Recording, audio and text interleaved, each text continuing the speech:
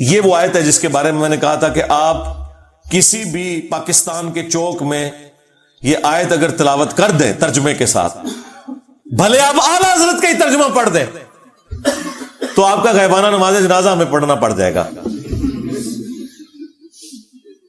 اتنا حوصلہ ہی نہیں کہ یہ آیت کوئی سن سکے۔ سورۃ الاعراف آیت نمبر 188، اگر نبی علیہ السلام کا یہ سٹیٹس ہے تب بابت شاہ ہی کوئی نہیں۔ قُلْ لَا أَمْلِكُ لِنَفْسِي نَفْعًا وَلَا ضَرًّا، اے نبی تم فرماؤ میں تو اپنی جان کے لیے بھی کسی بھی نفع اور نقصان کا مالک نہیں ہوں، اِلَّا مَا شَاءَ اللَّهُ، مگر جو اللہ چاہے۔ اب اس کو اسی آیت میں پھر کھولا گیا کہ اس سے مراد کیا ہے نفع نقصان کا مالک نہیں ہوں۔ وَلَوْ كُنْتُ أَعْلَمُ الْغَيْبَ، اگر میں خود سے غائب جان لیتا، مجھے پتا چل جاتا کہ مستقبل میں کیا ہونے والا ہے، لَاسْتَكْثَرْتُ مِنَ الْخَيْرِ، تو میں خیر کثیر جمع کر لیتا۔ وَمَا مَسَّنِيَ السُّوءُ، اور مجھے کبھی کوئی برائی نہ پہنچتی، کوئی تکلیف نہ پہنچتی، میں پہلے ہی اس کے لیے کوئی معاملات کو سیٹل کر لیتا ہے۔ نبی علیہ السلام کو اگر پہلے یہ پتا چل جاتا کہ ایگزیکٹلی کیا ہونا ہے، ویسے تو بخاری میں آتا ہے نبی علیہ السلام کو احد کے موقع پر ایک خواب دکھایا گیا تھا کہ آپ کے سامنے ایک گائے ذبح ہو رہی ہے، تو آپ کو یہ کلک کر گئی کہ کل یہ دن مشکل ہونے والا ہے مسلمانوں پر، لیکن ایگزیکٹلی کیا ہوگا کہ وہ 50 تیر انداز میں سے 35 جو ہے وہ درہ چھوڑ دیں گے۔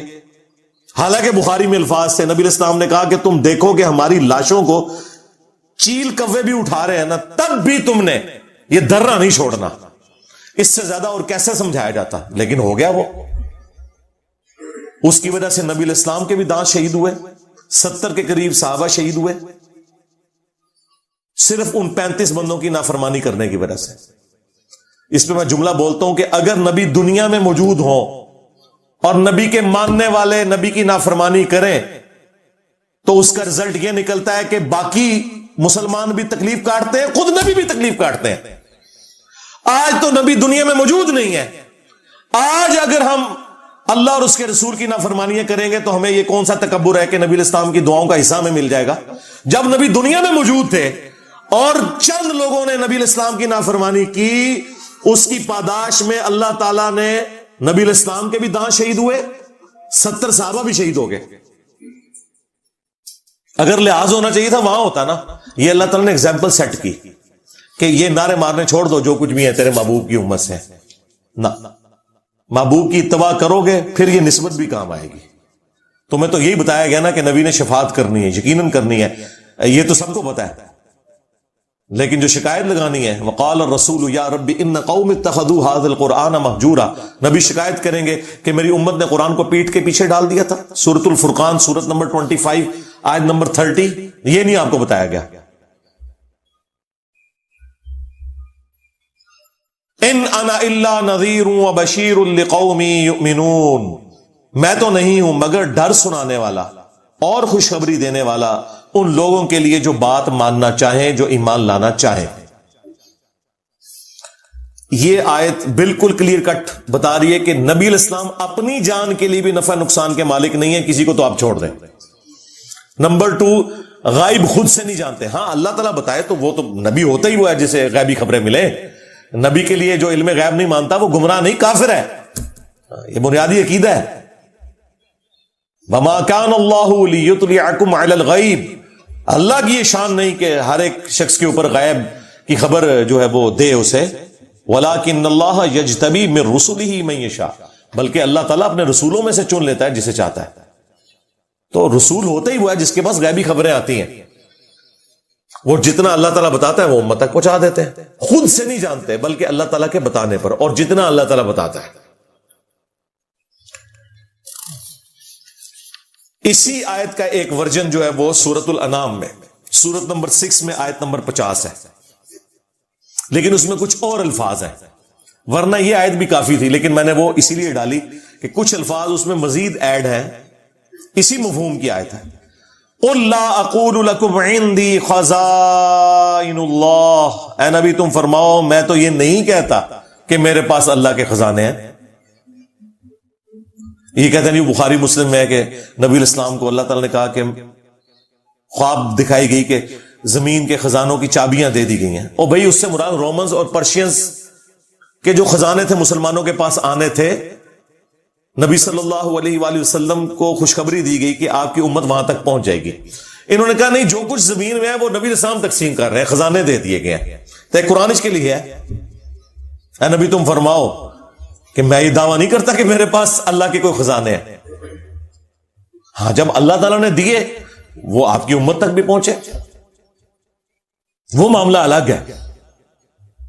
اور جی بخاری مسلم میں حدیث ہے کہ اللہ دیتا ہے میں تقسیم کرتا ہوں، آدھی حدیث، بھائی پوری حدیث ہے، اللہ تعالیٰ جس کے ساتھ بھلائی کا ارادہ فرماتا ہے اسے دین کی سمجھ بوجھ عطا فرما دیتا ہے، دیتا اللہ ہے، تقسیم میں کرتا ہوں، یعنی یہ دین جو ہے یہ اللہ تبارک و تعالیٰ نے میرے اوپر نازل کیا، میں تو صرف اس دین کو تمہارے اندر تقسیم کرنے کے لیے آیا ہوں، تمہیں بتانے کے لیے آیا ہوں، یہ اللہ کی مرضی ہے کہ کس کے ساتھ بھلائی کا ارادہ فرمائے۔ اس پہ امام بخاری نے بھی باقاعدہ باب باندھا ہے کہ اللہ تعالیٰ جس کے ساتھ بھلائی کا ارادہ فرماتا ہے اسے دین کی فکر عطا فرما دیتا ہے۔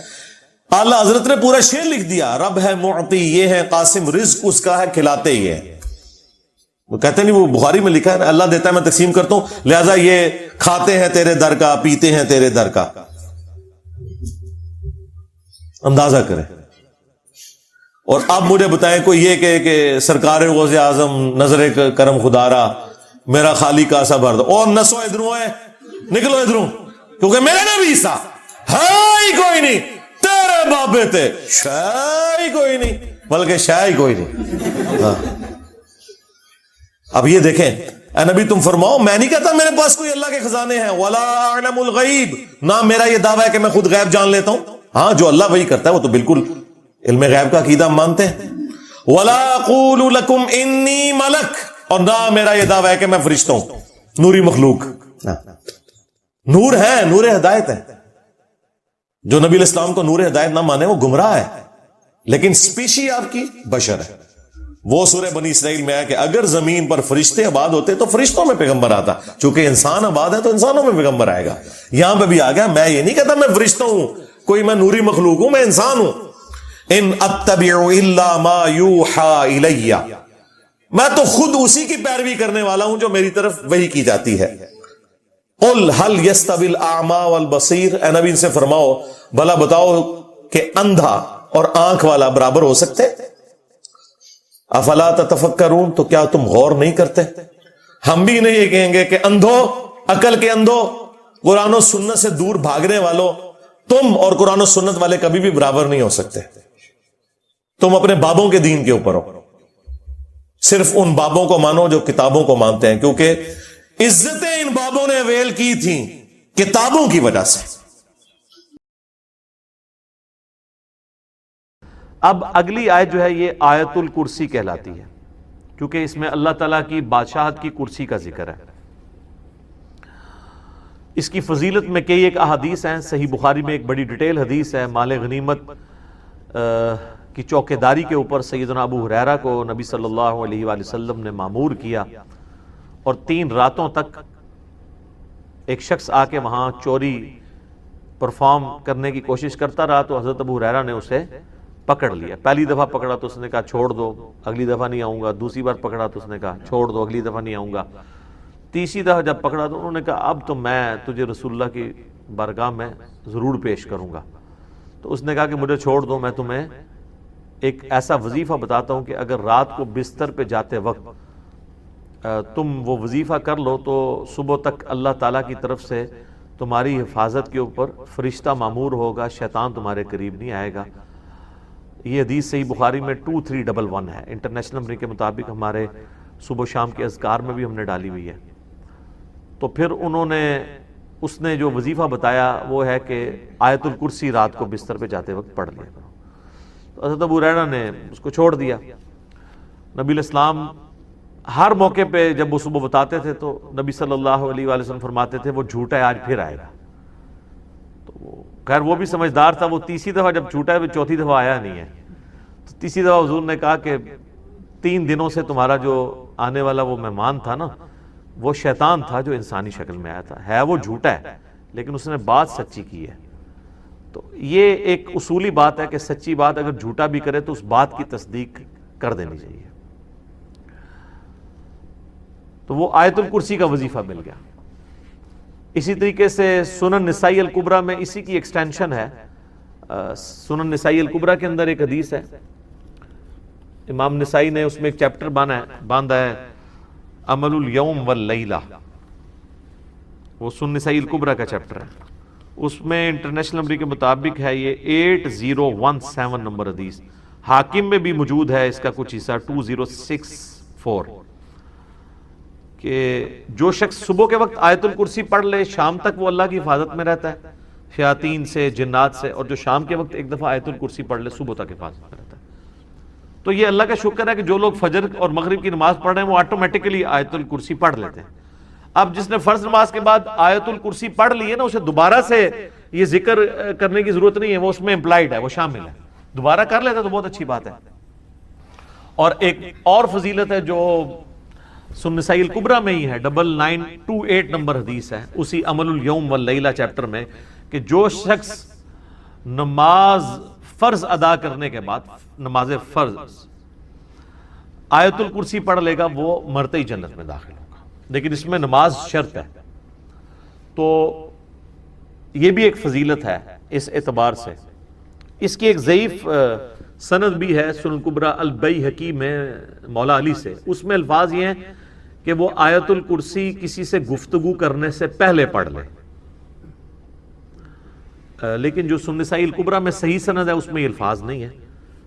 لیکن اس طرح کی جو ضعیف روایتیں ہیں نا، جب صحیح احادیث کو سپورٹ کر رہی ہوں نا تو اسی کو فالو کرنا چاہیے، کوشش یہی کرنی چاہیے کہ بغیر گفتگو کیے سلام پھیرتے ہی آیت الکرسی پڑھ لی جائے۔ البتہ اگر کوئی گفتگو کر بھی لیتا ہے تب بھی فضیلت مل جائے گی، کیونکہ جو صحیح حدیث میں اس طرح کے الفاظ موجود نہیں ہیں۔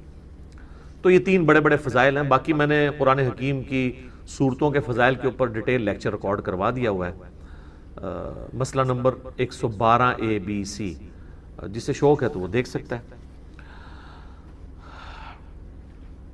اللہ لا الہ الا ہو، اللہ ہی ہے وہ کہ نہیں ہے کوئی معبود سوائے اس کے، الحی القیوم، وہ خود سے زندہ ہے اور باقی سب کو قائم اسی نے رکھا ہوا ہے، سب کو زندہ رکھنے والا وہ ہے، باقیوں کی زندگی اس سے مستعار ہے، اس کی زندگی حقیقی ہے، اپنی ہے۔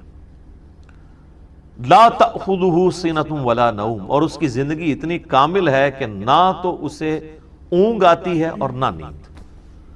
ہماری زندگی آپ دیکھ لیں ناقص ہے، ہم 24 گھنٹے کے اندر ایک دفعہ ضرور مر جاتے ہیں۔ موت نیند کی بہن ہے نا، اسی لیے آپ دیکھیں آپ کو جو رات کو سونے کی دعا سکھائی گئی ہے صحیح بخاری میں، اللہم بسمک اموت و احیا، اور اللہم باسمک اموت و احیا، دونوں الفاظ درست ہیں، تیرے نام سے زندہ ہوتا ہوں اور مرتا ہوں۔ اور صحیح بخاری میں جو صبح اٹھنے کی دعا ہے وہ تو ہے ہی ہے، اس میں تو ڈائریکٹ کلیئر ہو گیا۔ یہاں تو پھر بھی کوئی کہہ سکتا ہے کہ ایمبیگوٹی ہے کہ یہ اس نیند کا بھی ذکر نہیں ہے، لیکن اس میں تو واضح ذکر ہے، الحمدللہ الذی احیانی بعد ما اماتنی، یا احیانا بعد ما اماتنا، جمع کے سیغے سے ہو، وَإِلَيْهِ النُّشُورُ، تمام تعریفیں اس ذات کے لیے جس نے ہمیں مرنے کے بعد دوبارہ زندہ کر لیا۔ پھر سورہ الزمر میں بھی آتا ہے کہ اللہ تعالیٰ ہی ہے جو رات کو جب تم سوتے ہو تو تمہارے نفس کو قبض کر لیتا ہے، پھر جس کو اپنے پاس رکھنا ہوتا ہے اسے روک لیتا ہے، جس کی باقی ہوتی ہے اس کو دوبارہ واپس بھیج دیتا ہے۔ تو نیند بھی موت کی ایک فارم ہے۔ ہماری جو زندگی ہے وہ بھی ناقص ہے، ہم ڈیپینڈنٹ ہیں اللہ کے اوپر، اس اعتبار سے کہ جب چاہے وہ سانس روک لے، اور اس اعتبار سے بھی کہ 24 گھنٹے میں ہمیں ایک دفعہ سونا ہی پڑتا ہے، ادروائز آپ اگلے 24 گھنٹے، دنیا کا ذہین ترین آدمی، دنیا کا طاقتور ترین آدمی کتنے گھنٹے جاگ سکتا ہے؟ یہ بزرگ جو جاگتے رہے ہیں نا 1-1 سال یا 2-2 سال، کہانیاں نے، کوئی نہیں اٹھ جاگتے، جس کو ہے نا اس کو لے کے جاگ کے بتائے کوئی، اور کہتے ہیں جناب 3 سال تک کھایا پیا نہیں ہے۔ اس کے ساتھ اس کہانی کو کمپلیٹ کیا کریں، ساتھ یہ بھی کہا کریں کہ نہ کھادا پیتا نہ پیشاب کیتا، کیونکہ اگر کھایا پیا نہیں ہے تو پیشاب تو کھانے پینے کے ساتھ ہے نا، آپ کھانا پینا چھوڑ دیں پیشاب ختم ہو جائے گا۔ یہ ساتھ کیوں نہیں کہتے ہیں کہ 3 سال تک پیشاب بھی نہیں کیا، اور پھر اس طرح کا بندہ لے کے آنا ہے، اس کا جو ہم کریں گے نا وہ ہماری ویڈیوز میں ریکارڈ ہے، آج چھوڑ دیں۔ لہو ما فی السماوات و ما فی الارض، اچھا دوسرا ہے نیند نہیں آئے گی اور اس سے اونگ بھی نہیں آتی، یعنی اتنی کامل زندگی ہے کہ ایک لمحے کے لیے بھی جھٹکا نہیں آتا۔ لہو ما فی السماوات و ما فی الارض، اسی کے لیے ہے آسمانوں اور زمین کی بادشاہی۔ اچھا، آسمان ہمیشہ جمع کے سیغے کے ساتھ آتے ہیں، زمین سنگولر کے سیغے کے ساتھ، سوائے ایک پارہ نمبر 28 کے اندر کہ اللہ نے 7 آسمان پیدا کیا اور اس کے مثل زمینیں بھی، چونکہ یہ اللہ تعالیٰ کی طرف سے ایک میریکل پلانٹ ہے روئے ارض، زندگی ابھی تک یہیں پہ دریافت ہوئی ہے جس زندگی کو ہم جانتے ہیں، اس لیے اللہ تعالیٰ اسپیشلی اس کا ذکر کرتا ہے۔ تو قرآن میں جب بھی آئے نا کہ آسمانوں اور زمین کی بادشاہت، اس سے مراد پوری کائنات، من ذا الذی یشفع عندہ الا باذنہ، کس کی جرأت ہے کہ اللہ کے حضور کسی کی شفاعت اور سفارش کر سکے سوائے اس کے اذن کے؟ ظاہر ہے کسی کی جرأت نہیں ہے۔ دنیا میں سفارش یہ ہوتی ہے کہ کسی شریف آدمی کو پکڑ کے پولیس لے گئی ہے تو ایک وہاں کا بڑا آدمی جا کے سفارش کرتا ہے کہ جی آپ کو غلط فہمی ہوئی ہے، میں اسے شروع سے جانتا ہوں، بڑا شریف آدمی ہے۔ اب اللہ کو اس طرح کی سفارش تو کوئی نہیں کر سکتا کہ یا اللہ آپ کو غلط فہمی ہوئی ہے، بندہ غلط پکڑ لیا آپ نے، نہیں، ایسے تو ہو ہی نہیں سکتا۔ اسی لیے اللہ نے کہا کہ اس کی جرأت ہے کہ مجھے کہے، مجھے سفارش کرے کسی کی، کہ میرے کہنے سے نہیں۔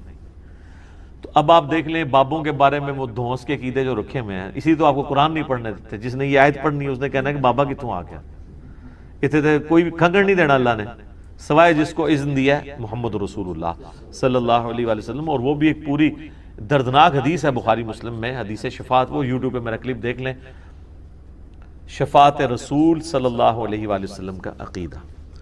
یعلم ما بین ایدیہم وما خلفہم، وہ جانتا ہے جو ان سے پہلے ہو چکا، جو ان کے بعد ہونے والا ہے۔ یعنی اللہ تعالیٰ ہمارا جس کی سفارش تم میرے پاس لے کے آؤ گے نا، مجھے پتا ہے اس نے پہلے کیا کیا اور آندہ کیا کرنا ہے، مجھے بتا رہے ہو۔ اور ایک معنی یہ بھی ہے کہ جو سفارشی بھی ہے نا، اللہ تعالیٰ ان کو بھی جانتا ہے کہ ان کا علم پہلے کا کیا تھا اور بعد کا علم کیا ہے۔ اللہ تعالیٰ نے ہر ایک کو اپنے علم سے گھیرا ہوا ہے۔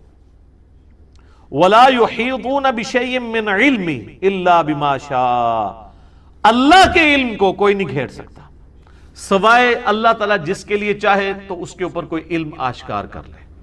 یعنی اللہ تعالیٰ کے علم کو کوئی اور مخلوق نہیں گھیر سکتی، اللہ نے سب کو اپنے علم سے گھیرا ہوا ہے، سوائے اس کے کہ وہ جو سورہ آل عمران میں بھی آتا ہے 179 نمبر آیت میں کہ اللہ کی یہ شان نہیں ہے کہ وہ اپنے غائب کے اوپر کسی کو اطلاع دے سوائے اپنے پیغمبروں کے، اور تمہارا کام ہے اللہ اور اس کے پیغمبروں پر ایمان لاؤ۔ پیغمبر وہ ہستی ہوتی ہے کہ جس کو اللہ تعالیٰ غیب کی خبریں دیتا ہے، غیب کا علم دیتا ہے اتنا جتنا اس کے لیے پسند فرماتا ہے۔ علم الغیب کے اوپر میرا مسئلہ نمبر 6A اور 6B آپ دیکھ سکتے ہیں، وہ ڈیٹیل ٹاپک ہے۔ تو جتنا جس کے لیے چاہتا ہے اللہ ظاہر فرماتا ہے، اور جس کے لیے نہیں چاہتا ظاہر نہیں فرماتا۔ اچھا، یہ اب بعض علم الغیب ایسے ہیں جو اللہ تعالیٰ نے انبیاء کرام کو دیے ہیں، اور بعض یہ ہیں جو ہمارے اعتبار سے وہ آپ سمجھ لیں ان سین علم ہے، لیکن چونکہ وہ فزیکل ورلڈ کے ساتھ تعلق رکھتے ہیں اس لیے ہم اس کو علم الغیب کا لفظ تو نہیں بول سکتے، لیکن چھپے علوم ہیں، جیسے سائنٹیفک جو بڑے بڑے راز ہیں اس کائنات کے، وہ لوگوں نے دریافت کیے ہیں۔ میگنیٹک فیلڈ کا دریافت کرنا، کمپاس بنا لینا، فیراڈے نے 8 سے 200-300 سال پہلے ہی ہوا نا بجلی والا معاملہ، دنیا میں بجلی آئے ہوئے میکسیمم 150 سال گزرا ہے، اس سے پہلے بجلی نہیں تھی۔ تو ایک انسان پہ اللہ نے راز کھولا ہے نا کہ اگر کسی کنڈکٹر کو میگنیٹک فیلڈ کے اندر موو کیا جائے تو اس میں وولٹیج پیدا ہو جاتی ہے، EMF انڈیوس ہو جاتی ہے۔ یہ فیراڈے کو اللہ نے راز سمجھا دیا نا، نیوٹن کو کئی ایک چیزیں باتیں سمجھا دی، آئنسٹائن کو سمجھا دی، تیل زمین سے نکل آیا، گھڑی بنا لی، اتنی ساری چیزیں ہیں، جہاز بنا لیے، جیٹ انجن بنا لیے۔ تو یہ اس کائنات کے راز اللہ تعالیٰ لوگوں پہ کھولتا ہے۔ وسع کرسیہ السماوات والارض، اسی کی کرسی نے آسمانوں اور زمین کو گھیرا ہوا ہے۔ ولا یؤودہ حفظہما، اور اللہ تعالیٰ کو زمین و آسمان کی حفاظت کرنا کوئی مشکل نہیں ہے، تھکا نہیں دیتی یہ چیز۔ وَهُوَ الْعَلِيُّ الْعَظِيمُ، اور وہ بہت بلند ہے اور عظمت والا ہے۔ اچھا، یہاں کرسی عین ممکن ہے کہ کوئی فزیکل کرسی ایگزسٹ کرتی ہے، اور عین ممکن ہے کہ یہ بات محاورتاً ہو رہی ہے کہ اللہ تعالیٰ کی بادشاہت اس سے مراد ہو، کیونکہ قرآن میں کئی ایک چیزیں محاورتاً بھی استعمال ہوئی ہیں۔ اس کے اوپر یہ جو اہل حدیث کی طرف سے جہمی ہونے کا فتویٰ فوراً لگا دیتے ہیں، یہ غلط ہے۔ بعض جگہ وہ خود بھی تعویلات کر رہے ہوتے ہیں، جیسے سورہ قصص کے اینڈ پہ آتا ہے کہ ہر چیز کو فنا ہے سوائے اللہ کے چہرے کے، تو سارے اہل حدیثوں نے ترجمہ کیا ہے یہاں چہرے سے مراد اللہ کی ذات ہے، تو تعویل تو وہ بھی کر رہے ہیں۔ یا قیامت والے دن اللہ کے سائے کے سوا کوئی اور سایہ نہیں ہوگا، 7 لوگ اس سائے کے نیچے ہوں گے، بخاری مسلم میں آتا ہے، تو وہاں اہل حدیث بھی کہتے ہیں یہاں مراد عرش کا سایہ، اللہ کا سایہ مراد نہیں۔ تو اس طریقے سے اگر کوئی تعویل کرتا ہے اس طرح کے معاملات میں، جہاں پہ ممکن ہو، جہاں پہ ممکن نہ ہو وہاں پہ نہیں کرنی چاہیے۔ مولانا مودودی تو دونوں طرف گئے ہیں کہ عین ممکن ہے کرسی ہو، اور عین ممکن ہے کہ اس سے مراد ایک محاورتاً بات ہو کہ اللہ کی بادشاہی نے گھیر رکھا ہے ہر چیز کو، اور اس کی یعنی صرف اللہ تعالیٰ نے یہ بنا کے مخلوق چھوڑ نہیں دی، بلکہ اس کی حفاظت بھی اپنے ذمہ لی ہوئی ہے۔ اور وہ ایسی حفاظت نہیں ہے کہ کوئی اللہ تعالیٰ کو مصروف ہو گیا کہ اتنی مخلوقات پیدا کر کے اب کیا کرے گا، وہ ایسا نہیں ہے، بلکہ وہ اللہ تعالیٰ نے پہ کوئی گرا نہیں ہے اس کی۔ وہ تو سورۃ الانعام میں ہے کہ زمین کی گہرائیوں میں کوئی دانہ نہیں پھوٹتا، نہ زمین کے اوپر نہ سمندروں میں کوئی پتا بھی گرتا ہے مگر اس کے علم سے، اور اتنا کامل علم ہے کہ اللہ نے یہ سب کچھ ہونے سے پہلے ہی لوح محفوظ میں لکھ لیا ہے۔ تو ایک ڈیٹیل طلب ٹاپک ہے۔ وَهُوَ الْعَلِيُّ الْعَظِيمُ، اور وہ بلند ہے اور عظمت والا ہے۔ اب یہاں پہ ایک اللہ کا نام بھی آ گیا علی، علی یون، تو مخلوق میں کسی کا نام ہو سکتا ہے، یہ ہے العلی، جب الف لام سے ہوگا تو دی علی خاص ہو جائے گا۔ رحمان تو کوئی بھی ہو سکتا ہے، الرحمن اللہ ہے، رؤوف کوئی بھی ہو سکتا ہے، نبی علیہ السلام کے لیے ہے بالمؤمنین رؤوف الرحیم، لیکن الرؤوف اور الرحیم اللہ ہے۔ صرف رؤوف اور رحیم سورہ التوبہ کی آخری آیات میں نبی علیہ السلام کے لیے بھی ہے۔ تو یہاں پہ بھی علی سے مراد بلند، عظمت والا، یعنی اللہ تعالیٰ اپنے عرش پہ مستوی ہے جیسا کہ اس کی شان کے لائق ہے، اور اپنی شان کے اعتبار سے بھی بلند ہے۔ تو اب یہ آیت الکرسی پہ تو گھنٹوں بولا جا سکتا تھا، میں نے اتنا حصہ کور کیا جتنا ایک عام بندے کی ضرورت ہے، کیونکہ آپ سمجھیں کہ قرآن حکیم میں جتنی بھی آیات اللہ تعالیٰ کی اسماء و صفات کے اعتبار سے یا اس کی قدرتوں اور شانوں کے اعتبار سے آئیں گی، آلموسٹ ان کی جڑ جو ہے وہ آیت الکرسی کے اندر موجود ہے۔ تو یہ اس پہ تو گھنٹوں بولا جا سکتا ہے، لیکن جتنی میں نے اجمالاً اس کی تفسیر بیان کر دی ہے اس تفسیر کلاس کے اندر اتنی کافی ہے۔ باقی تو جیسے جیسے اللہ تعالیٰ کی شانوں کا ذکر بیچ میں آتا چلا جائے گا وہ انشاءاللہ تعالیٰ ہم اس کو کور کرتے جائیں گے۔ اللہ تعالیٰ سے دعا ہے جو حق بات میں نے کہی اللہ تعالیٰ ہمارے دلوں میں راسخ فرما دے۔ اگر جذبات میں میرے منہ سے کوئی غلط بات نکل گئی تو اللہ تعالیٰ ہمارے دلوں سے اسے محو کر دے، دور کر دے، ہمیں معاف بھی فرما دے، ہمیں کتاب و سنت کی تعلیمات پر عمل کر کے دوسرے بھائیوں تک پہنچانے کی توفیق عطا فرمائے۔ سبحانک اللہم و بحمدک، اشہد ان لا الہ الا انت، استغفرک و اتوب الیک، وما علینا الا البلاغ المبین۔ جزاکم اللہ خیر۔ لا الہ الا اللہ کا مقابلہ نہیں ہے۔ تو یہ 4 وظیفے ہیں، سبحان اللہ، الحمدللہ، اللہ اکبر، لا الہ الا اللہ۔ یہ اتنا محبوب وظیفہ ہے کہ جو سنن نبی داؤد میں، جامع ترمذی میں صلاۃ و تسبیح والی حدیث ہے، اس میں 300 دفعہ کون سے کلمات پڑھے جاتے ہیں؟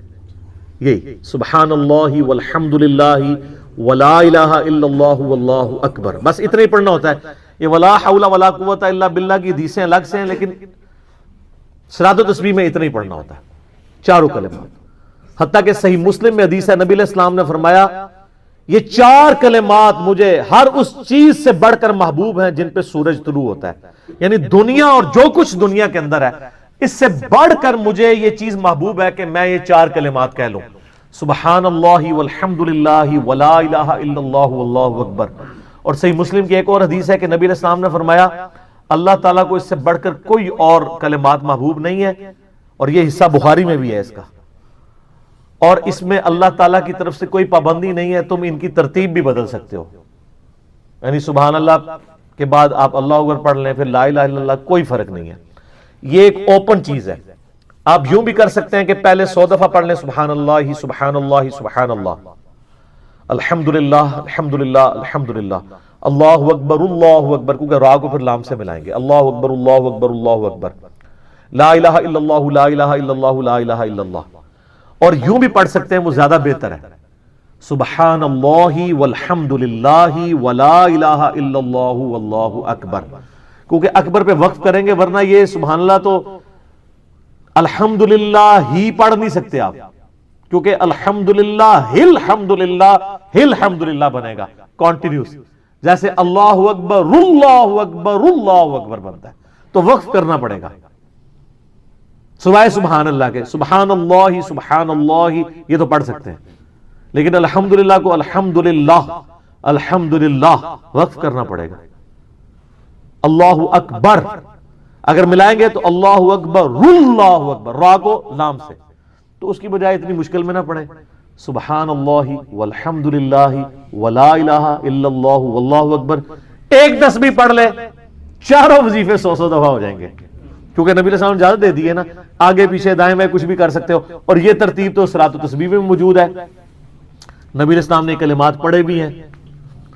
آپ کو پتہ ہے تبلیغی جماعت والے 3 وظیفے بتاتے ہیں، ویسے بڑی سمجھداری سے ہی کسی نے وہ ڈیوائز کیے ہوئے ہیں، 100 دفعہ وہ یہ بتاتے ہیں سبحان اللہ والحمدللہ ولا الہ الا اللہ واللہ اکبر، وہ ساتھ وہ بتاتے ہیں ولا حول ولا قوت الا باللہ، وہ بھی پڑھ سکتے ہیں، وہ بھی صحیح بخاری میں رات کو اٹھتے وقت کی دعا ہے،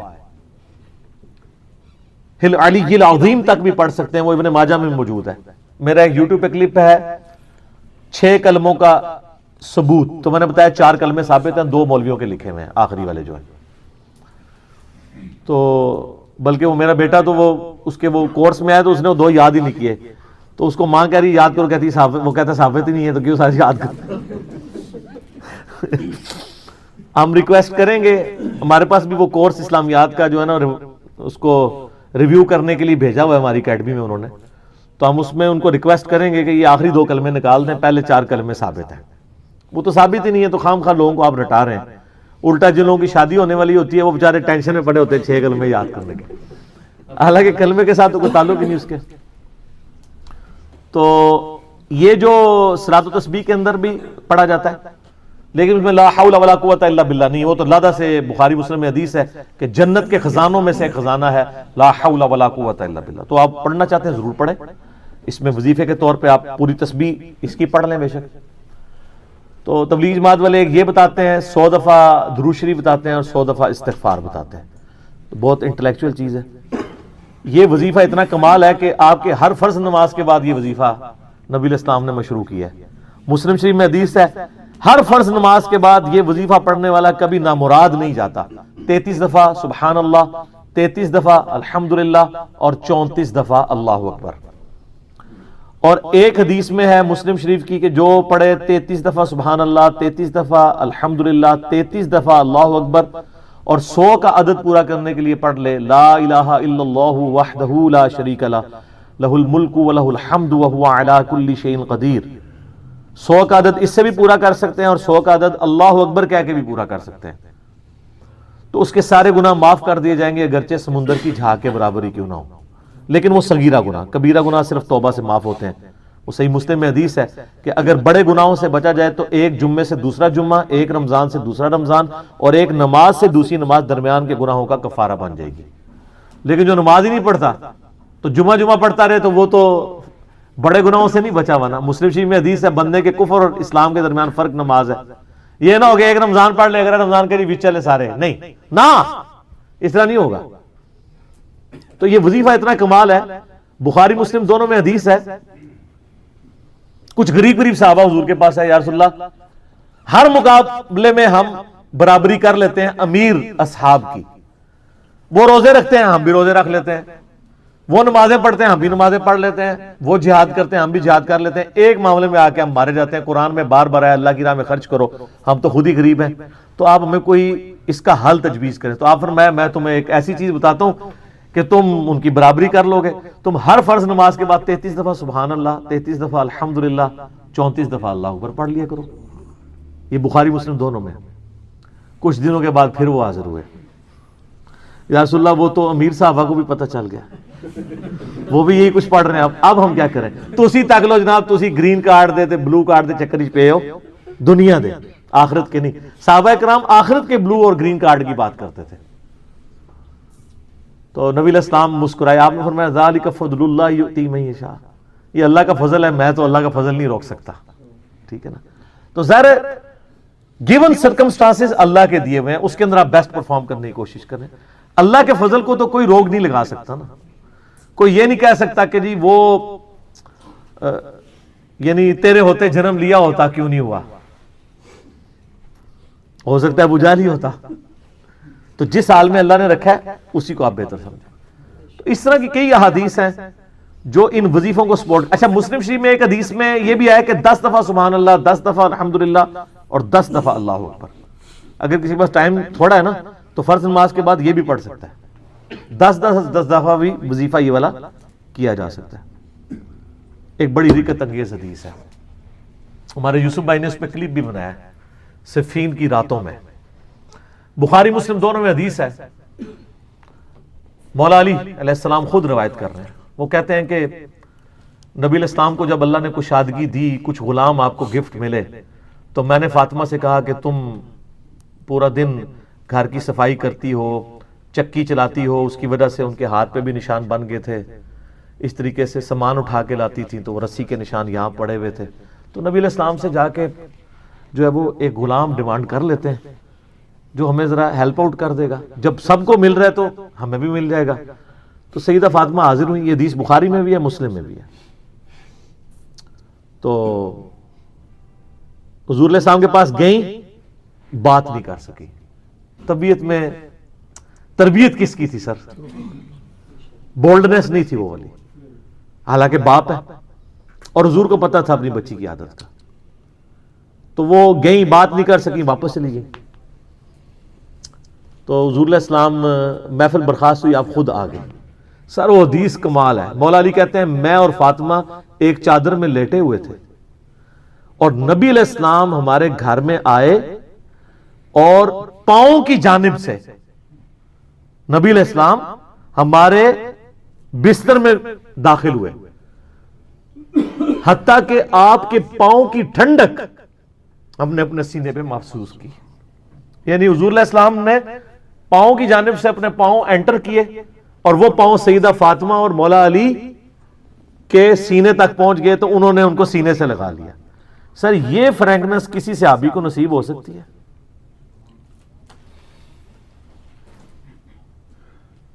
تو آپ نے فرمایا وہ فاطمہ تم آئی تھی، کوئی کام تھا؟ سیدہ فاطمہ سے پھر بھی بات نہیں نکلی۔ تو حضرت علی کہتے ہیں میں نے نا پھر کہا یا رسول اللہ وہ میں نہیں بھیجا تھا، پورا دن کام کرتی ہے۔ آپ کی بیویاں کہتی ہیں ہماری کوئی ذمہ داری نہیں ہے، یہ بھی تو بیوی تھی نا۔ بخاری مسلم میں حدیث ہے جنتی عورتوں کی سردار ہے فاطمہ سلام اللہ علیہ۔ تو میں نے غلام کے لیے عرض کیا تھا یہ تھک جاتی ہے، ہمیں ہیلپ آؤٹ کر دے گا۔ آپ علیہ السلام فرمایا میں تمہیں سے بہتر نہ چیز عطا کروں؟ کہ یا رسول اللہ عطا کریں۔ یعنی آپ لوگ تو سمجھ رہے ہوں گے کہ غلام مانگا ہے تو شاید ایک گھوڑا بھی ساتھ گفٹ مل جائے گا۔ ان کا جب رات کو بسترے پہ جانے لگو نا تو 33 دفعہ سبحان اللہ، 33 دفعہ الحمدللہ اور 34 دفعہ اللہ اکبر پڑھ لیا کرو، یہ تمہارے لیے اس غلام سے بھی بہتر ہے۔ یعنی سارے دن کی تھکاوٹ اتر جائے گی۔ سر یہ بہت بہترین وظیفہ ہے۔ تو اچھا یہ حدیث مولا علی پوری زندگی سنایا کرتے تھے کیونکہ حضرت فاطمہ اور مولا علی کی ایک محبت بڑی مثالی تھی۔ پھر لوگ بھی جو ہے نا وہ مولا علی سے پوچھا کرتے تھے وہ فاطمہ والی حدیث، تسبیح فاطمہ، اسے تسبیح فاطمہ اسی لیے کہا جاتا ہے۔ تو یہ حدیث جب بیان کی مولا علی نے تو آگے نے تابعین نے پوچھ لیا، بخاری مسلم دونوں میں ہے کہ حضرت علی کہتے ہیں کہ وہ دن ہے آج کا دن ہے، میں نے کبھی یہ وظیفہ چھوڑا نہیں ہے۔ سر استقامت تو خود مل جاتی ہے، جس کے بسترے میں جا کے نبی علیہ السلام وظیفہ سکھا رہے ہوں تو وہ پوری زندگی اس واقعے کو کبھی بھول سکتا ہے کہ مجھے خود آ کے میرے بسترے میں آ کے اور حتیٰ کہ آپ کے قدم مبارک میرے سینے سے لگے تھے، اس حال میں حضور نے مجھے یہ تحفہ دیا ہے، وہ تحفہ کوئی بھلا سکتا ہے؟ تو تابی نے کہا کہ مولا علی سے کہا کہ کیا جنگ صفین کی راتوں میں بھی آپ یہ وظیفہ پڑھا کرتے تھے؟ جب مسلمانوں پہ اتنا مشکل وقت تھا، آپ میدان جنگ میں تھے، آپ دیکھیں 30 سال کے بعد مولا علی کو تلوار دوبارہ اٹھانا پڑی اسلامی نظام کو بچانے کے لیے. تو مولا نے کہا ہاں صفین کی راتوں میں بھی میں نے کبھی یہ وظیفہ نہیں چھوڑا. تو اس پہ وہ کلپ بنایا تھا صفین کی راتوں میں. یہ اتنا کمال کا وظیفہ ہے. اللہ تعالیٰ ہمیں اس وظیفے پہ استقامت دے، اور کچھ نہ کر سکیں یہ ضرور کیا کریں. بخاری مسلم میں حدیث ہے، عائشہ کہتی ہیں نبی علیہ السلام نے فرمایا کہ اللہ تعالیٰ کو سب سے بڑھ کر محبوب عمل وہ ہے جو مستقل مزاجی سے کیا جائے، خواہ تھوڑا ہی کیوں نہ ہو، بنسبت اس عمل کے جو بہت زیادہ ہو لیکن مستقل مزاجی سے نہ ہو. ایک بندہ ایک دن 1000 دفعہ سبحان اللہ پڑھتا ہے، اگلے دن 10 دفعہ پڑھتا ہے، اس سے بہتر روزانہ ہی 10 دفعہ پڑھ لے. تو یہ وظیفہ 100 دفعہ پڑھنے کے لیے کوئی زیادہ ٹائم ریکوائرڈ نہیں ہوتا. آپ روٹین میں ہیں، آپ پاس دونوں آپشن ہیں، الگ الگ کر کے پڑھ لیں تب بھی ٹھیک ہے، ایک ہی دفعہ میں پڑھ لیں سبحان اللہ والحمدللہ ولا الہ الا اللہ واللہ اکبر تب بھی درست ہے. اور فرض نماز کے بعد تو اور کوئی وظیفہ، ایک آیت الکرسی والا وظیفہ اور یہ تسبیح فاطمہ والا وظیفہ اور تکبیر بلند کرنا، استغفار پڑھنا، اللہم انت السلام منک السلام، سارے اذکار اس میں لکھے ہوئے. چند ایک وظائف تو ضرور پڑھیں، اور اس میں یہ والا وظیفہ کبھی نہ چھوڑیں. یہ بہت ایکسٹراورڈنری وظیفہ ہے.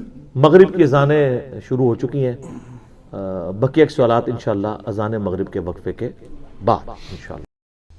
وَإِذَا قَضَى أَمْرًا، جب کبھی وہ کسی چیز کا ارادہ کرتا ہے نا کہ ہو جائے، فَإِنَّمَا يَقُولُ لَهُ كُن فَيَكُونُ، بس اس نے یہ کہنا ہوتا ہے کہ ہو جا تو ہو جاتا ہے. بدیع السماوات والارض، وہ موجد ہے، انوینٹر ہے آسمانوں اور زمین کا. یہ البدیع السماوات والارض، زمین و آسمان کو بغیر کسی نقشے کے پیدا کرنا، کریشن ایکس نہیلو، عدم محض سے وجود بخشنا، یہ صرف اللہ کی کوالٹی ہے. خالق انسان بھی ہے. انسان اس اعتبار سے خالق ہے کہ وہ لکڑی کو کاٹ کے میز اور کرسی بنا لیتا ہے، لیکن لکڑی انسان نہیں بنا سکتا. وہ بیج اللہ کا بنایا ہوا، اس میں سے درخت نکلے گا. اللہ کہتا ہے کہ میں وہ کریٹر ہوں جو بغیر کسی اور چیز کے کریٹ کر دیتا ہوں، جب کوئی چیز ایگزسٹ ہی نہیں کر رہی ہوتی. تو اللہ خالق بھی ہے اور بدیع بھی ہے. خالق تو ہے، مٹی سے انسان بنا دیا. بدیع یہ ہے کہ مٹی ایگزسٹ ہی نہیں کرتی تھی، مٹی بنا دی. سر یہ ہے کوالٹی. انسان جتنی کر رہا ہے نا کریشنز، وہ یونیورس میں موجود چیزوں کو یوز کر کے کر رہا ہے. اللہ جو کریشن کر رہا ہے نا، وہ چیزیں بھی خود کریٹ کر رہا ہے. ایسی کہتے ہیں کریشن ایکس نہیلو، عدم محض سے وجود بخشنا. چیز ایگزسٹ نہیں کرتی تھی اور اس کے لیے اس کو کوئی زیادہ ایفرٹ پٹ نہیں کرنی پڑتی. وَإِذَا قَضَى أَمْرًا، جب کبھی وہ کسی چیز کا ارادہ کرتا ہے نا کہ ہو جائے، فَإِنَّمَا يَقُولُ لَهُ كُن فَيَكُونُ، بس اس نے یہ کہنا ہوتا ہے کہ ہو جا تو ہو جاتا ہے. اچھا، یہ جو اس کے یہ کہنے سے کہ ہو جا تو ہو جاتا ہے،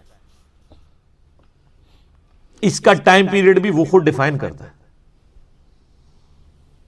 یہ ذہن میں رکھیے گا. وہ چاہے تو فوراً ہو جائے اور چاہے تو وہ عمل فوراً سٹارٹ ہو، اس کا انجام کچھ عرصے بعد ہو. جیسے اس نے ساری چیزوں کو اس کے ساتھ جوڑا ہے. مثلا انسان کی جو کریشن ہے مرد و عورت کے ازدواجی تعلق سے، یہ ایک دن میں بھی ہو سکتی تھی، ایک سیکنڈ میں بھی ہو سکتی تھی. اس کے لیے 9 منتھ کا پیریڈ رکھ دیا.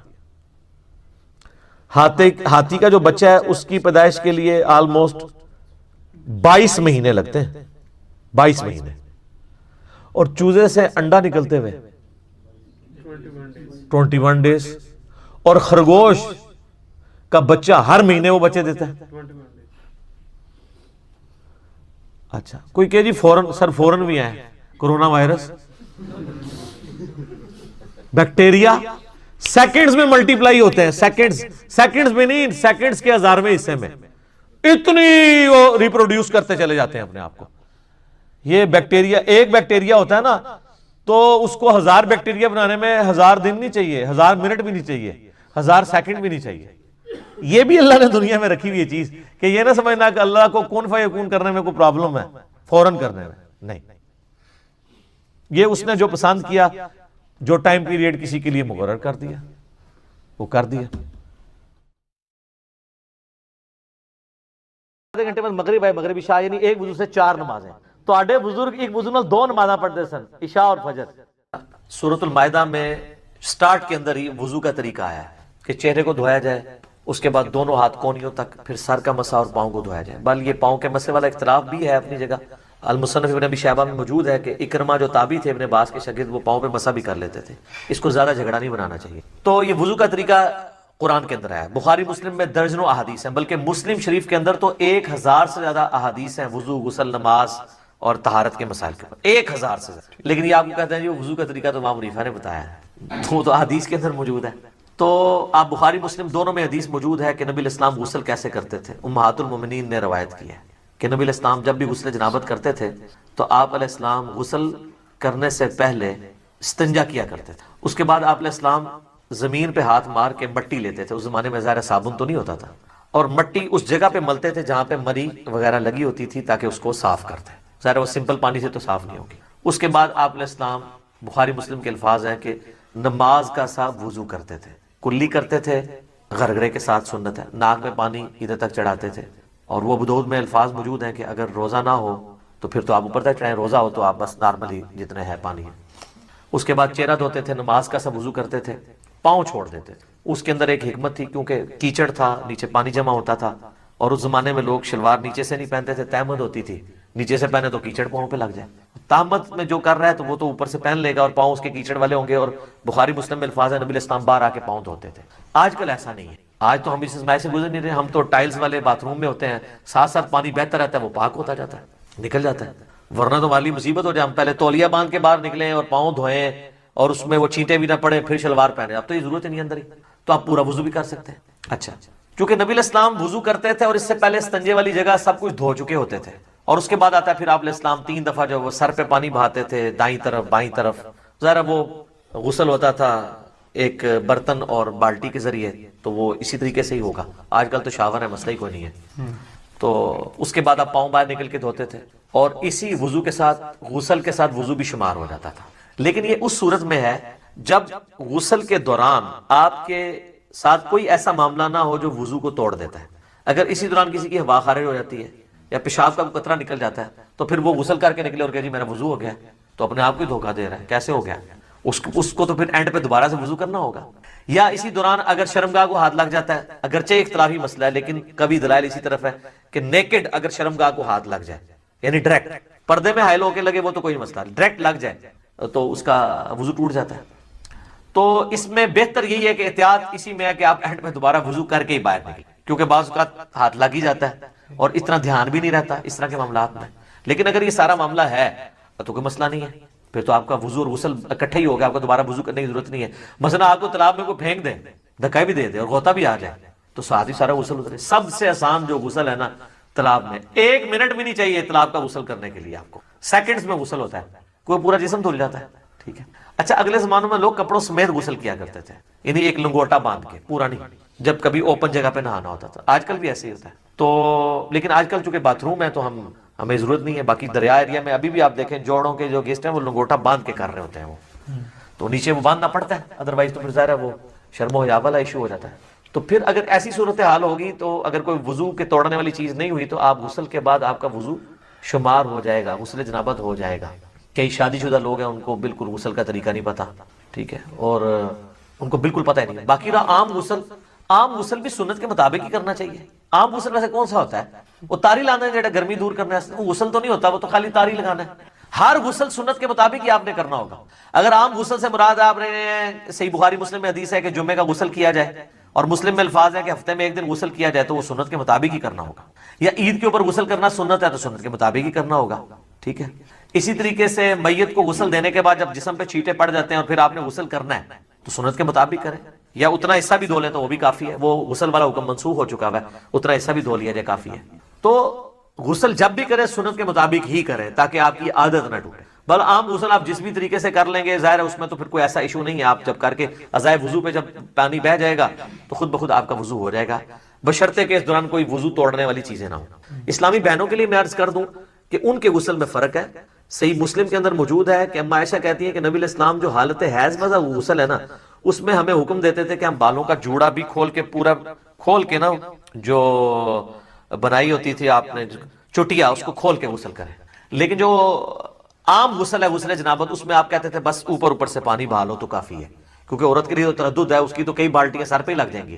اس زمانے میں تو پانی بھر کے لانا بھی ایشو ہوتا تھا. آج کل والا صاحب تو نہیں اٹیچ بات ہے اور اوپر جو ہے وہ آپ کا شاور چل رہا ہے. تو اسی والے سے وہ سیدہ عائشہ کے پاس کچھ تابعین آئے بھی تھے، وہ مانتے ہی نہیں تھے کہ جی آدھی بالٹی سے کیسے غسل ہو سکتا ہے. تو عائشہ ان کے سامنے آدھی بالٹی لے کے گئی پردے میں موٹے کپڑے میں، اس وقت ذرا اٹیچ بات کپڑے والے ہی ہوتے تھے. ٹوائلٹس گھروں میں نہیں ہوتے تھے، گھروں کی چھت پہ ہوتے تھے یا باہر زمین میں، لیکن باتھ روم تو گھر کے اندر ہوتے تھے کیونکہ اس میں بدبو والا نہیں ہے، پانی بہ جاتا ہے. وہ کہتے ہیں جی سیدہ عائشہ نے غسل کر کے دکھایا، بخاری مسلم میں آتا ہے. تو میں نے اس کو بھی جواب دیا تھا، وہ انہوں نے ان کے سامنے نہیں کیا، ان کا وہم نکالا ہے کہ دیکھو اندر ٹوٹی بھی کوئی نہیں ہے، میں یہ پانی لے کے جا رہی ہوں، اس سے غسل کر کے نکلوں گی. تو وہ ان کا وہم نکالنے کے لیے. تو یہ غسل اس صورت میں شمار ہوگا اس کے ساتھ وضو بھی، جب کہ وضو توڑنے والی کوئی چیز نہ ہو. تو ظاہر ہے اتنی احتیاط کے ساتھ. بعض لوگ تو بیچارے پوری احتیاط سے کرتے ہیں، اینڈ پہ جب وہ یعنی وہ کپڑے پہننے لگتے ہیں تو شرمگاہ وہ ہاتھ لگ جاتا ہے تو پھر 0 پہ آ گئے، جیسے 99 پہ سانپ کاٹ گیا نیچے آ گئے. تو بہتر یہی ہے کہ تسلی سے کر کے نکلیں، بعد میں آپ وضو کر لیں. اور اس میں کوئی غلوب والا شمار بھی نہیں ہوگا، ظاہر ہے کہ آپ اس اعتبار سے کر رہے ہیں.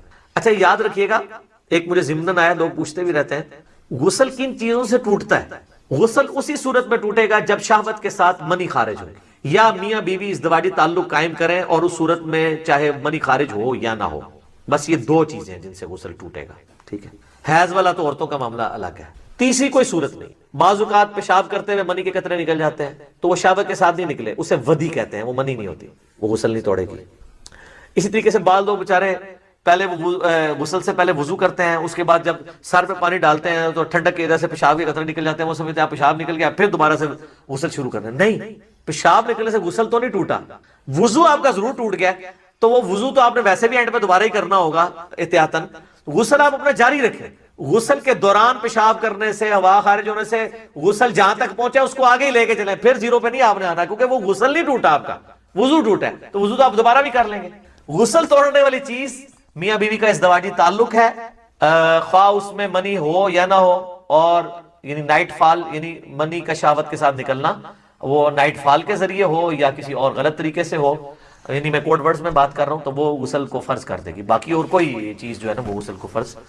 غسل کرتے ہوئے اگر ہاتھ پانی کو لگ جائے یا بوندیں چلی جائیں تو پانی ناپاک ہوگا؟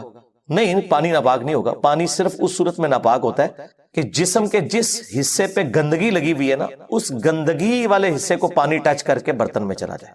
باقی جو جسم ہے وہ تو پاک ہے آپ کا. وہ جو آپ غسل کرتے ہیں وہ تو حکمی نجاست دور کر رہے ہیں، ورنہ تو اللہ کے بندو آپ تولیہ اٹھا کے لے گئے ہو اور آپ کے ہاتھ اور تولیہ گیلا ہو یا ہاتھ گیلے ہو تو تولیہ ناپاک ہو جائے گا؟ نہیں. تو بخاری مسلم کی حدیث ہے، مومن کبھی ناپاک ہوتا ہی نہیں ہے. حضرت ابو ہریرہ کہتے ہیں ایک دن میں گھر سے نکلا، نبی علیہ السلام جا رہے تھے تو میں آپ کے ساتھ ہو لیا، تو مجھے فوراً یاد آیا میں جنبی ہوں. میں چپ کر کے کھسک کے غسل کر کے واپس آیا تو حضور نے فرمایا تم باتیں کرتے کرتے بیچ میں سے غائب ہو گئے، کدھر چلے؟ یا رسول اللہ میں ناپاک تھا اور میں غسل کرنے گیا. آپ نے فرمایا مومن تو کبھی بھی ناپاک نہیں ہوتا، جنبی ہو کے بھی ناپاک نہیں ہوتا. وہ ناپاکی جو ہے حکمن ہے، حقیقتاً نہیں ہے. حقیقتاً تو صرف منی ہے یا حیض کا خون ہے، باقی جسم تو پاک ہے.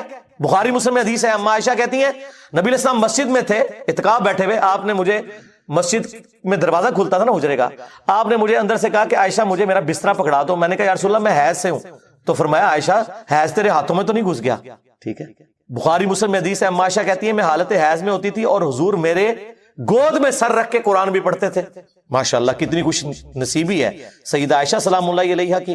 اور دوسروں نے ایک مسئلہ بھی بتا دیا کہ یہ نجاست حکمن ہے، حقیقتاً نہیں ہے. کئی لوگ پوچھ رہے ہوتے ہیں جی عورت حیض سے ہے تو وہ اب دودھ پلائے بچے کو یا نہ پلائے، آٹا گوندے یا نہ، اور پھر جڑیاں نویاں نوح آندیاں انہاں نوں سساں جڑیاں نے نا ایویں کولو گپاں، اسی تے جناب وضو کر کے آٹا گنی دا سی، ہاں اسی تے اپنے جنیاں نو جڑا وضو کر کے روٹی پکا. تسی نماز نہیں کدے پڑھی ہوئی سی تے تسی وضو کر کے تے روٹیاں کھوا دے رہے ہو، ایویں روب پاڑے. نماز بھی کدے مشکل نہ پڑھتے سوتے، اسی تے انج کری دا سی، خام کھا کے روب ڈالے ہوئے. بھائی نہ عورت ناپاک ہوتی ہے، اسی لیے بخاری مسلم میں الفاظ ہیں، اما عائشہ کہتی ہیں کہ نبی علیہ السلام حالت حیض میں بھی اپنی بیویوں کے ساتھ ازدواجی تعلق قائم کرتے تھے. اچھا وہ منکرین حدیث اٹھاتے ہیں, کہتے ہیں تو قرآن کے خلاف ہے, قرآن میں تو آیا کہ عورتوں سے الگ رہو, تو حضور یہ کیا کرتے تھے؟ نعوذ باللہ. بھئی آگے موجود ہے, ام سلمہ کہتی ہیں کہ جب ہم حیض سے ہوتی تو نبی علیہ السلام اپنی بیویوں کو حکم دیتے کہ وہ ایک مضبوط کپڑا باندھ لیں تابت کی جگہ پہ. یعنی وہ ازدواجی تعلق سے مراد انٹر کورس کرنا نہیں ہوتا تھا, سمجھ آئیے آپ کو. اور اس سے حضور نے یہ بھی امت کو بتا دیا کہ اس حالت میں یہ نہیں ہے کہ عورت کو بستر سے الگ کر دینا ہے, یہ اسلام کی تعلیمات ہے. تو وہ غسل کرتے ہوئے اگر ہاتھ پہ پانی جو لگا ہوا ہے, بس آپ پہلے ہاتھ دھو لیے آپ نے, اس کے بعد آپ برتن, ویسے آج کل تو شاور ہے, کوئی مسئلہ ہی نہیں ہوتا, بے فکر رہیں, پانی ساتھ ساتھ ویسے ہی بہ رہا ہوتا ہے. میاں بیوی کے تعلق کے بعد غسل میں دیر ہو جائے یا پانی بجلی کا مسئلہ ہو جائے تو کیا گناہ؟ نہیں کوئی مسئلہ نہیں, آپ تیمم کر کے نماز پڑھ لیں. اسلام بہت آسان ہے میرے بھائی, چھوڑ دیں. ترمذی میں ابو داؤد میں حدیث ہے, ایک صحابی حضور کے صلی اللہ علیہ وآلہ وسلم ام المومنین سیدہ عائشہ کے پاس آئے, کہا اماں اللہ کے نبی علیہ السلام کیا غسل جنابت فوراً ہی اتار لیتے تھے یا رات کے آخری پہر, یعنی صبح کے وقت؟ ضرورت تو اسی وقت ہی پڑتی ہے نا نماز کے لیے نا, ویسے تو آپ آ گئی ہیں. تو اما عائشہ نے کہا کبھی فوراً اتار لیتے تھے اور کبھی آخری پہر. اس نے کہا اللہ اکبر, سبحان اللہ, اللہ پاک ہے, اللہ کے لیے ساری بڑھائیاں جس نے دین میں اتنی آسانی رکھی ہے. پھر اس نے کہا اماں یہ بتایا کہ نبی علیہ السلام وطر کی نماز عشاء کے ساتھ ہی پڑھ لیتے تھے یا آخری پہر؟ انہوں نے کہا بیٹا کبھی ساتھ بھی پڑھ لیتے تھے, کبھی آخری پہر بھی اٹھ کے پڑھتے. اس نے کہا اللہ اکبر, تمام تعریفیں اس اللہ کے لیے جس نے دین میں اتنی آسانی رکھی ہے. پھر اس نے کہا اماں نبی علیہ السلام جو تہجد کی نماز پڑھتے تھے اس میں قرآن اونچی آواز سے پڑھتے تھے یا آہستہ آواز سے؟ ان کا بیٹا کبھی اونچی آواز سے پڑھتے تھے کبھی آہستہ آواز سے. اس نے کہا اللہ اکبر, سبحان اللہ, تمام تعریفیں اس اللہ کے لیے جس نے دین میں اتنی آسانی رکھی ہے. تو غسل جنابت آپ ڈیلے کر سکتے ہیں, اتنا ڈیلے نہ کریں کہ نماز کا وقت نکل جائے. ٹھیک ہے, ایک بندہ صبح اٹھا ہے, نماز پڑھ کے فجر کی سویا ہے, 9-10 بجے اٹھا ہے اور غسل اس پہ فرض ہے, تو زور تو بھی 1:30-2 بجے ہونی ہے نا, کوئی نہیں 1 بجے غسل کر لے, کوئی مسئلہ نہیں ہے. غسل جنابت کو آپ ڈیلے کر سکتے ہیں, اس میں کوئی مسئلہ نہیں ہے, لیکن نماز قضا نہیں ہونی چاہیے. باقی وہ جو روایت ہے نا اس کے اوپر محدثین کا کلام ہے, کچھ محدثین اسے حسن کہتے ہیں, کچھ ضعیف. میں ضعیف والوں کے ساتھ ہوں کہ جس گھر میں کوئی جنبی شخص اور رحمت کے فرشتے داخل نہیں ہوتے, یہ روایت کمزور ہے. اس کی اصل روایت جو ہے نا یہ حدیث ترمذی میں ہے, نسائی میں ہے, لیکن اصل روایت بخاری مسلم میں ہے کہ جس گھر میں کتا اور تصویر ہو اس میں فرشتے داخل نہیں ہوتے. میں آپ کو وثوق سے کہہ رہا ہوں, جو انہوں نے ڈیفینیشن بتائی ہے اس کے تحت تو کسی صحابی کا وضو نہیں ہوتا. یہ کہتے ہیں جی داڑھی کا ایک ایک بال اور کھال تک دھلنا, ان کی داڑھی کے لیے جتنا پانی چاہیے نا اس میں 10 بندے وضو کرتے ہیں. بخاری مسلم میں جو کیلکولیشن بنتی ہے نا نبی علیہ السلام کے وضو کا پانی جس سے آپ وضو فرماتے تھے ½ لیٹر ہے, ایک بوٹل ہوتی ہے نا اس سے نبی علیہ السلام وضو فرما لیتے تھے. بخاری مسلم میں نبی علیہ السلام نے ایک دفعہ بھی پانی لیا ہے اعضائے وضو دھونے کے لیے, ایک دفعہ. اب مجھے بتائیں ایک دفعہ آپ پانی لیں گے, نبی علیہ السلام کی تو داڑھی گھنی تھی, ان کے تو 10 گلاس چاہیے گھنی داڑھی کو دھونے کے لیے. اور بھائی جتنا چہرہ سامنے نظر آ رہا ہے وہ کافی ہے, باقی آپ نے داڑھی کا خلال کرنا ہے. ایک دفعہ اعضائے وضو, 2 دفعہ بھی بخاری مسلم میں حدیث میں ہے, 3 دفعہ بھی, تینوں طریقے سنت ہے, 3 دفعہ بھی لیں. تو جو یہ ڈیفینیشن بتاتے ہیں نا دھونے کی, اس میں 3 دفعہ پانی لینے سے داڑھی والے کا چہرہ نہیں دھلتا. کہتے ہیں جی ایک بال تک اندر, اور نہیں ہو یار, بس یہ سامنے جو چہرہ نظر آ رہا ہے داڑھی کا خلال, دیٹس آل, ختم. ایک دفعہ پانی لینا بھی ثابت, 2 دفعہ بھی, 3 دن. اسی طریقے سے غسل کے لیے بخاری مسلم میں اگر آپ دیکھیں تو آپ کو ملے گا 7 لیٹر پانی کے ساتھ, نبی علیہ السلام نے 7 لیٹر پانی کے ساتھ غسل بھی کر لیے. 7 لیٹر کتنا ہوتا ہے؟ 1.5 لیٹر کی کتنی بوتلیں بنی؟ 4.5 بوتلیں, جو 1.5 لیٹر کی آپ کی یہ بوٹلز ملتی ہیں. چلیں اس کو راؤنڈ آف کر لیتے ہیں, 5 بوتلیں 1.5 لیٹر کی, اس سے نبی علیہ السلام غسل کر لیتے تھے. بلکہ وہ ایک صحابی تو آ کے بحث کر رہے تھے سیدہ عائشہ کے ساتھ نا کہ میرے تو سر کے بال بہت گھنے ہیں. انہوں نے کہا نبی علیہ السلام کے تو سر کے بال تم سے بھی زیادہ گھنے تھے, داڑھی بھی گھنی تھی, تو حضور تو اتنے پانی سے غسل کر لیتے تھے. تو اس زمانے میں لوگ وام کرتے تھے. اسی وجہ سے وہ بخاری مسلم میں آتا ہے کہ اما عائشہ نے 2 تابعین کو غسل کر کے دکھایا تھا, فزیکلی سامنے نہیں کیا تھا. ان کا وہم نکالنے کے لیے اما عائشہ پردے میں اٹیچ باتھ میں گئی تھی. وہ کہتے ہیں جی اس میں لکھا ہے ایک موٹا کپڑا تھا, تو ظاہر ہے اس زمانے میں کپڑے کا ہی بات ہوتا تھا. ابھی بھی آپ ڈرائیو ان میں کچھ عرصہ پہلے پکے باتھ روم بنے, ورنہ وہ کپڑے کا ہی باتھ روم بنا ہوتا ہے, اس میں سے کوئی نظر تو نہیں آتا ہے. یہ تو نہیں کہ اندر کو بلب جل رہا ہے اور کوئی بندہ نہاتا ہوا نظر آ رہا ہے. گھروں میں تو کارنر میں ہوتا تھا. اما عائشہ نے وہم نکالنے کے لیے نا ایک بالٹی میں پانی لیا, آلموسٹ 7 لیٹر, اور ان کے سامنے اندر گئیں, غسل کیا, باہر نکلی, اور یہ بتانے کے لیے دیکھو میں نے اسی سے ہی غسل کر لیا, اب کم از کم اپنا وہم نکال دو. اس زمانے میں یہ بڑی ایک اختلاف والی چیز چل پڑی تھی. عبداللہ ابن عمر بڑی سختی کرتے تھے عورتوں کے اوپر کہ وہ عام غسل کے لیے بھی چٹیاں کھولیں گی. تو اما عائشہ کو اتنا غصہ آیا, بخاری مسلم میں آتا ہے, اما عائشہ نے کہا کہ عبداللہ ابن عمر عورتوں کو چٹیاں مونڈنے کا کیوں نہیں کہہ دیتا کہ یہ ٹینڈی کروا دیں عورتیں. اتنے سخت مسئلے بتاتا ہے یہ, جبکہ نبی الاسلام ہمیں صرف حیض کے بعد جو غسل ہے اس میں چٹیاں کھولنے کا حکم فرماتے تھے. عام جو غسل جنابت ہوتا ہے نا میاں بیوی کے تعلق کی وجہ سے, تو اس کی وجہ سے جو غسل ہے اس میں نبی الاسلام ہمیں چٹیاں کھولنے کا بھی حکم نہیں دیتے تھے, اوپر سے ہی پانی بہا لینا کافی ہے. اور آج کل تو خیر پرابلم حل ہو گیا ہے میرے بھائی, آج کل تو شاور کی وجہ سے ہمارے پاس اتنا پانی ہے کوئی وام باقی نہیں رہتا. لیکن میں نے دیکھا ابھی بھی جو بےچارے نئے نئے دین پہ چلتے ہیں آدھا گھنٹہ غسل کرتے رہتے ہیں, وہ پوچھتے ہیں نا ہم سے 10 منٹ وضو کرتے رہتے ہیں, وہم ہی نہیں نکلتا. یہ سب شیطانی وسوسے ہیں جن کے پیچھے آپ چل رہے ہیں.